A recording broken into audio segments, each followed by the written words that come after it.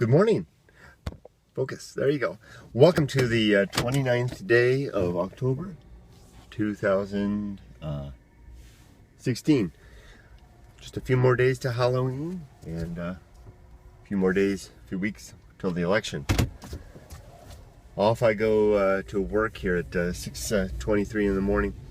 Do my weekend job, my driving school. Love this job. Boy, I was talking to my wife about it last night. She and I had a nice date night, so to speak. Emily was off at the football game for Uni High School versus Irvine High School, neither of which she attends, but which she went to, and expanding her circle of friends. You know, I after our date, I went and picked up my date with my wife. I went and picked up our daughter at 10 p.m. at University High School, and she was showing me photos of some new friends that she'd made.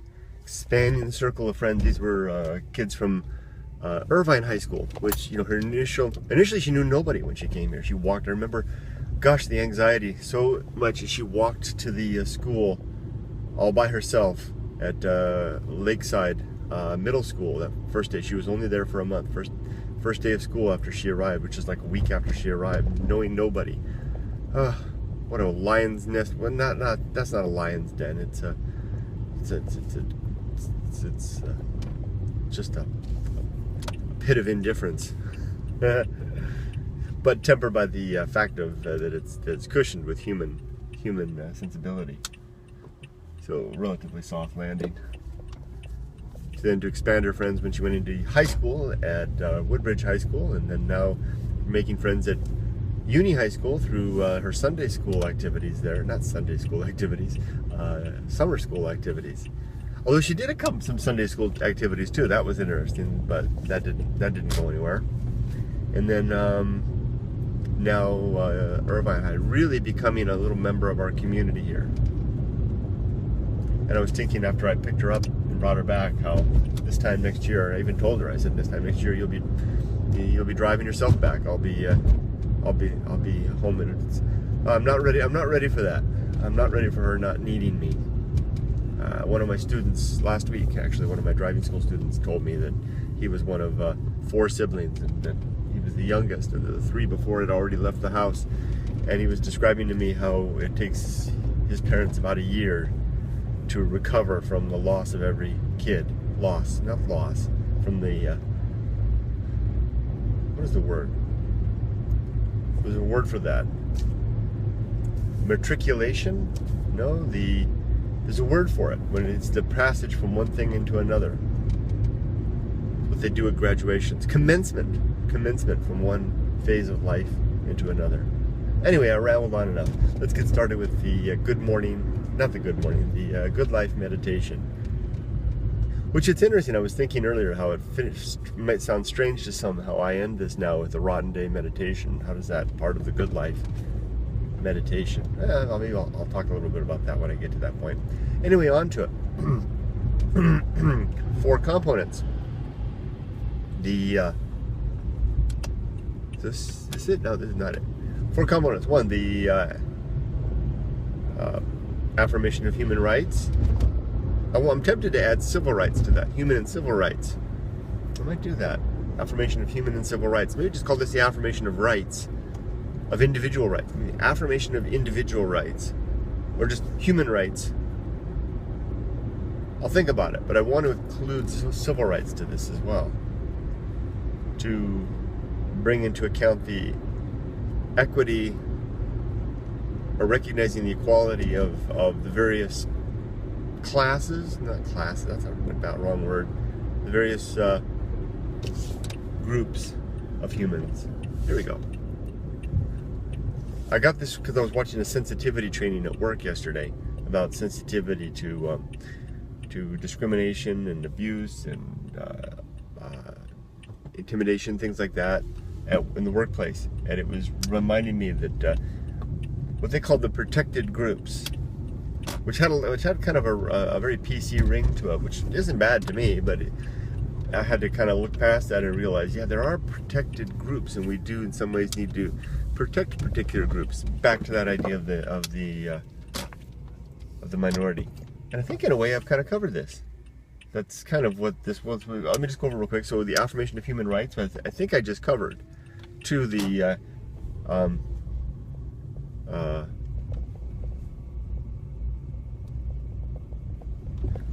the 3 objectives, 3, the 7 principles, and 4, the Rotten Day forecast.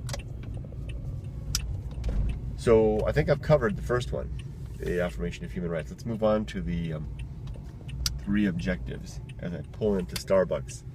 If it seems like I'm having Starbucks a lot, it's just because yesterday was my working Friday, which is the day I allow myself a Starbucks, and today's my working Saturday, which, you know, is exceptional, more work than I usually do.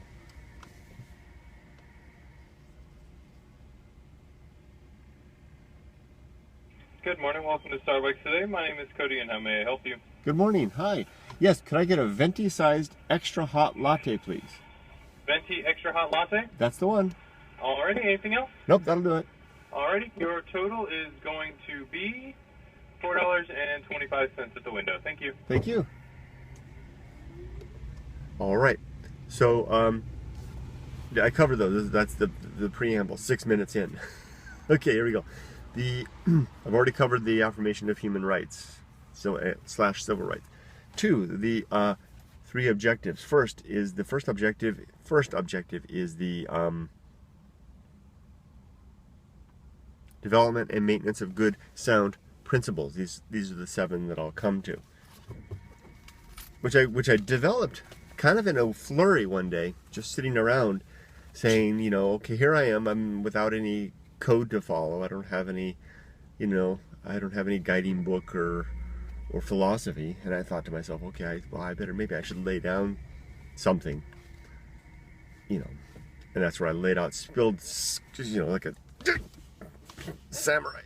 It's a terrible analogy, but it kind of felt that way. I kind of sat down with pen and paper and just, okay, what do I know? What's important to me? And there's the 7.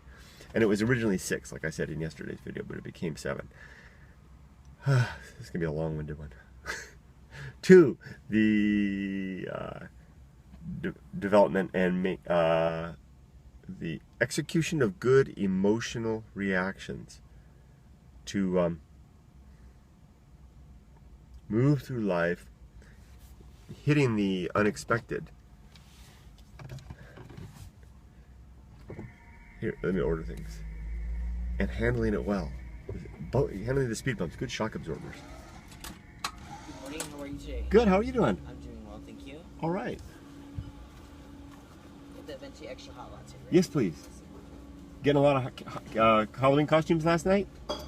No, surprisingly we didn't. Really? Yeah. Maybe tonight. And if we did, it was a lot of adults with makeup on. Oh, yeah. I'm assuming it was because a lot of businesses if they're doing little Halloween parties and stuff like that. Yeah. But yeah, not too many costumes or anything. Maybe tonight, especially tomorrow, will be more interesting. Yeah. Or even Halloween day, because we're open. So. Oh, yeah, you are? Okay. Yeah, all right. So we're going to see a lot of those. Hey, have a great day, man. Thanks, TTO. Thanks.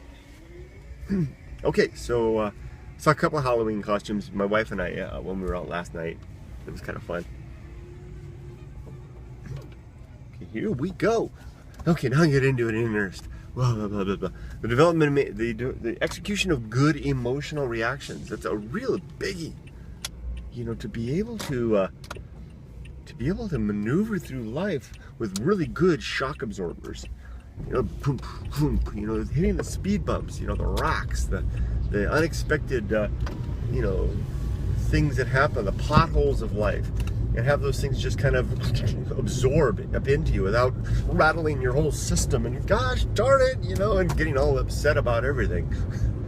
It's really possible to do that. I'm discovering this myself through my own execution of this. This is like my swimming. You know, I'm more than a year into my daily swimming routine, and you know, I'm not the picture of health, and I'm not necessarily. I wonder if this will do it. Let me try this. I'm on Jamboree. I wonder if I can get right under the. You think I know if I can get right on the 405 from here? Maybe I can. You know, I'm not the picture of health, so to speak, but I'm in much better shape, and I feel much better, even though my energy is still a little bit low. And I'm working on legs now, so I can hike more. But today's the day of off-ramps into nonsense.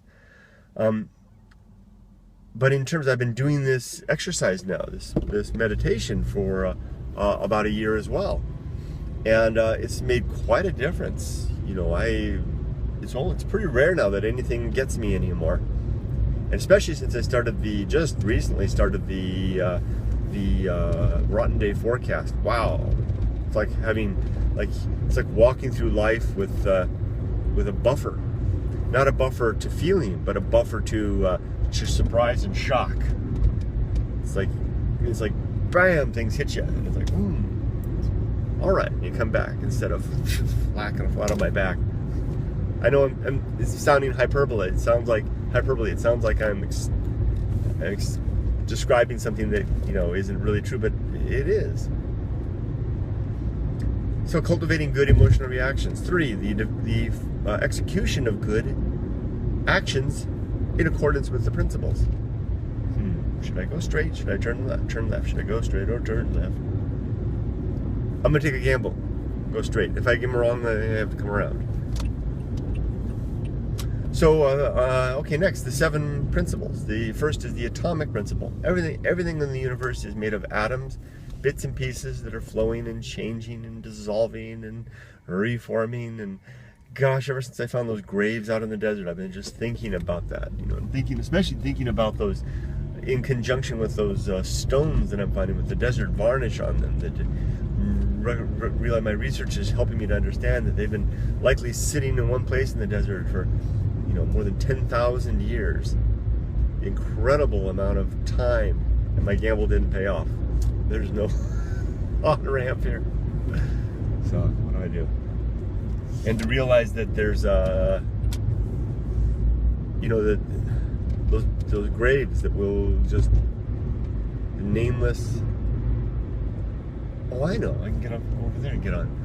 Nameless, faceless. You know. Will this do it? No. Individuals. Just nothing remembered of them anymore other than the marker and a few stones. If you saw the video that I made, the Desert Graves video, you don't know what I'm referring to. I just uploaded that 2 videos back. I wonder if this will do it. Maybe. And so, oh, here we go. 2, I guess this is just the character of this video. This is going to be a ramble. 2, the recognition of the principle of nature.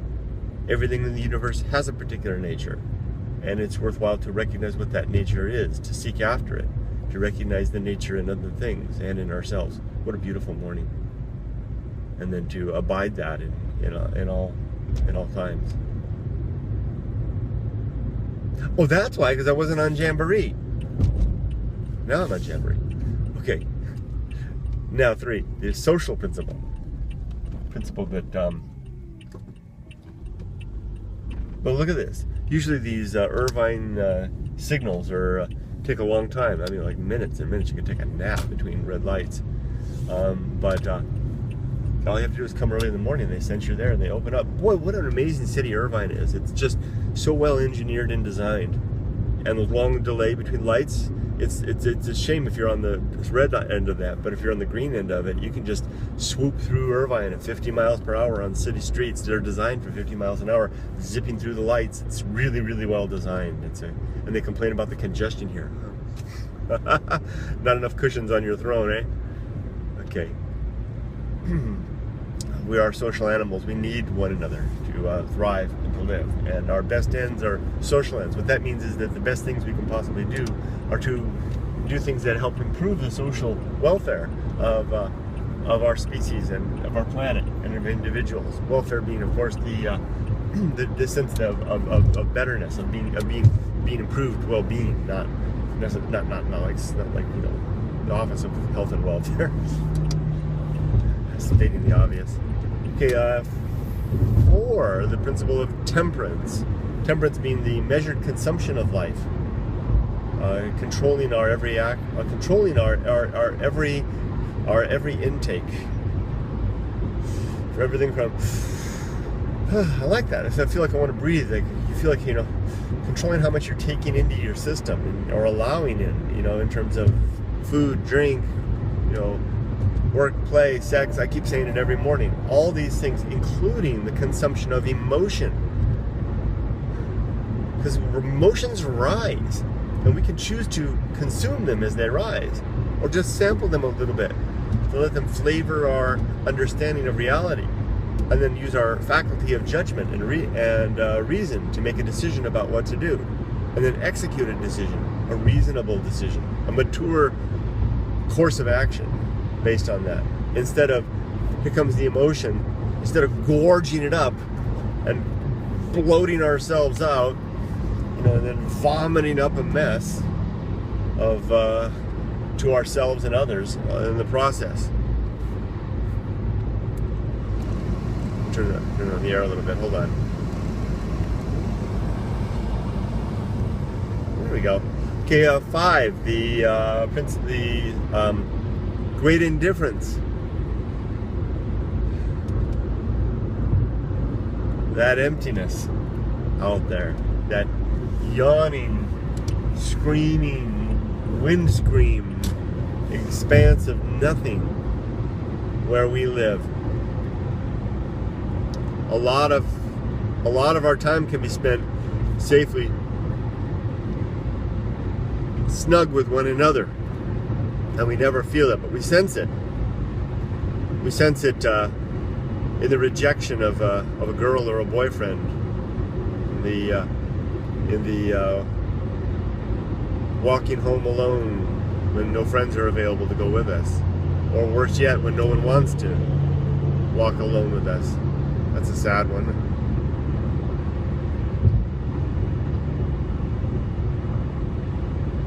The isolation that we feel when we either find ourselves in that circumstance. It's harder to say than my daughter dying. It's because there's people out there that experience this stuff. Rejection, even self-inflicted rejection, choosing to be alone. Loneliness. That I think loneliness may be a reaction and a sense of that. It's a very fearful thing. Oh my gosh, when I go to the desert sometimes, and I get there and I turn the car off in the middle of the night, I have to drink a beer just to get the courage to open the darn door. And it's not because I'm afraid of monsters or coyotes or anything like that. It's because of that great indifference out there. That gosh, stepping into that landscape. It gets easier over time. It was my 3rd time this last weekend, and it was much easier. It only took 1 beer to screw up the courage. And I thought about Shorty Harris, that single blanket jackass prospector who spent his life out there living amidst that great indifference. Boy, I wish I could sit down and talk to him, but he's buried out in Death Valley now. 6, reason, the governing faculty. The ability to make sense of the facts of life, to form arguments and make predictions, which we can then measure and look at the results of to help us better inform our observations, about conclusions about our observations, telling us either we need to make more or better observations and refine our way of thinking, and to seek after peers to and subject matter experts to help us along the way. Basically, it's a scientific process, and the reason I rely on that so much in the application of reason is because it is the best methodology. This methodological naturalism. First time I've ever used that term. This methodology by which we look at the natural world to make sense of things and understand the natural world, to the exclusion of the supernatural because we can't measure it. It's fiction as far as our ability to truly taste, touch, listen, feel, and otherwise sensory, use our senses to apprehend. That's why the natural world is all we've got to measure, and that's maybe why people like me come to the point of seeing the great indifference as a place devoid of deity. Well, I just wrapped a couple of things up in one there, didn't I? So I use reason as the governing faculty. Finally, virtue, the purpose of life. Virtue, the force by which we... No, that's reason. Virtue is the purpose of life. It is a recognition and a observation and a decision about what's most important in life, and then pursuing that. And for me, I borrowed from Sam Harris, Dan Dennett, and others in observing that virtue is the improvement of well-being. It's the demonstrable, objective improvement of well-being through efforts made to help ourselves, our species, and other species. For example, giving blankets out to homeless people on a cold night objectively improves the well-being of those individuals and of society and of our species. Attending school board meetings to make sure that the water system that we have is the safest and cleanest. That's not school board meeting, that would be city council meetings. Attending school board meetings to work towards improving the situation at our schools. Doing our due diligence in the election process to elect leaders who are able to represent us in the best way possible in our best ends. All of these things.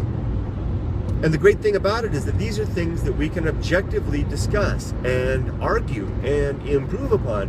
So if you and I, for example, both agree that improving well-being is a worthwhile thing to do, then when we can sit down and argue the points. What is that? So what does it mean? What's the best way? What's the best way to improve medical care for the uninsured, for the poor? What methods what can we do to provide that medical care to the poor or otherwise underprivileged? I'm not saying that right. And you and I can talk about it. I can propose, well, we should tax, increase taxes and increase federal civil services. And you can say, no, we'd rather not do that. We'd rather simply decrease taxes and incentivize people to provide it for themselves. And then I could argue the point and come to a decision and make an agreement and move from there, rather than how about a prescriptive element of thou shalt not what would be a good one? Thou shalt not eat pork, which may have been a good thing at its time. Maybe pork was kind of a dirty meat at the time. I'm kind of losing it there. But when it's prescriptive like that, there's no room for argument. You can't say, well, no, that was true at a time, but now it's better. No, it's still thou shalt not, and that's the way it is. And if you don't believe me, I'm going to hit you on the head if you don't agree with me. Okay, I think I beat that enough. This whole thing in the head enough. Okay, let's move on to the rotten day forecast. Let's see if I can do this in a more poetic, or even any way, a poetic way. And let me explain it a little bit. Anyone that's just new to this might wonder, why do you do this? The Stoics observe that one of the reasons that we get so upset, one of the things that makes us upset and unhappy in life, is when the world lets us down. When we have expectations for how things will go, and then something otherwise happens. This is why we have that image of the Stoic. You take the word Stoic and you imagine some grumpy old man like Dennis the Menace's next door neighbor, Mr. Wilson, who never smiles much and is very practical, and that's more of a cynic actually in a way than a Stoic. When both of these words, come into our modern lexicon by virtue of their historical application. The Cynics were a school of philosophers, as were the Stoics. The Stoic mindset says that instead, that one thing we can do is have a more realistic view upon the day as we enter the day. So imagine, and he actually suggests that running these things through your mind, imagine how bad it's going to really be, and prepare yourself, and then execute the day with a readiness for all those things to happen. The most likely things that'll happen, including, and they really recommend emphasizing death. Focus on that, and which at first really seemed counterproductive to me because I was raised in the generation that said, visualize a positive future and make it so. So visualizing the very worst possible day possible, won't that make it so? Won't I just wind up, after if I do this long enough, in a puddle of weeping misery? So far it hasn't happened. So let's get into it, beginning with the worst. Today my daughter will die, and so will my wife, and so will I. In particular, I'm going to die a painful death, quite painful. A lingering death. I will not have had a chance to fulfill my personal mandate, my personal mission. I won't get a chance to upload this video. And furthermore, everything that I've done to date that has been important to me will be lost and misunderstood at best. Whoa, something in the road. My car's going to break down before I get to work. I'm almost there, so it better break down quickly. I'm going to call AAA. Turns out that my membership's lapsed. Or maybe I will have an accident and my insurance is lapsed, or it's not sufficient to cover it. Heaven forbid, but I probably will hurt somebody in the accident. Better get both hands on the wheel. See? I think that's useful, right? I found that to be the case. Just stop for a second. I found that to be the case. I'm definitely being more cautious about things since I started doing this. It's only been 3 times. This is the 4th one. I'm going to be late to my first student. Something's probably going to happen with the driving school car. I'll bet you that the other instructor is not going to leave enough gas in it, and I'm going to have to run to Costco to fill up before I get there. That's always a hassle. I'm not going to feel very good during the lesson. I'm going to want to, why do I have to do this? Why do I have to work at 2 or 3 extra jobs? I'm going to complain and fuss and going to be upset and still can't have enough to get by, because why did I choose Irvine of all places?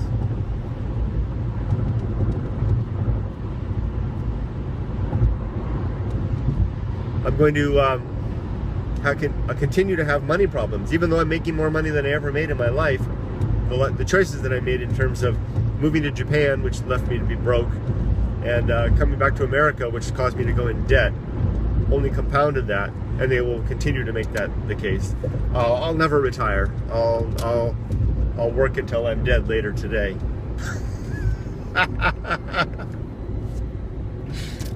Oh man. What else? Oh, my coffee's not going to be as full as I like. Yep, there it is. It's not. Sometimes the measure's a little bit off.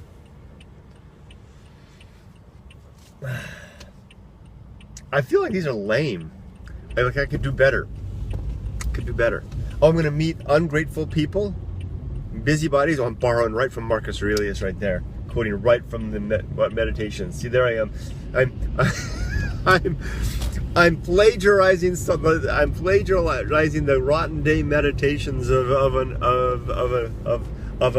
Roman who's been dead for 1,000 years, for 2,000 years. I'm plagiarizing Marcus Aurelius. But this is a bad day. I can't really think of too many more things. I just set the thing up. I'll probably be too tired tonight to do anything with my family. I'll be exhausted. Emily wants to go out and get some Halloween costume stuff, but she doesn't have the money. I didn't give her a chance to get her some money, so she'll go out and she won't be. Darn it! So that already came true. So I'll need to take her tomorrow. She'll go out today. She's going to go shopping with her friends. I'll need to go out tomorrow with her and buy it, whatever she finds. Got to give that girl a credit card or a card. I trust her with it. And she'll let me down. There you go. What else? Oh, I'm going to lose my job, my main job. Oh, that's going to wipe us out, right? Oh, and my retirement fund, my retirement plan is going to go broke. The state of California is not going to be able to keep that up. And forget about, that retirement stuff. I'm going to be a driving instructor till the day I'm dead. I already said that, so I guess I'm repeating myself a better end. And here we are, 29 minutes in, just as expected. 30 minutes to do this, and I'm here at work, so I'll stop now. Thanks for joining me. for this a good life meditation for this particular day. I hope you all have a wonderful day, a good day, and don't forget to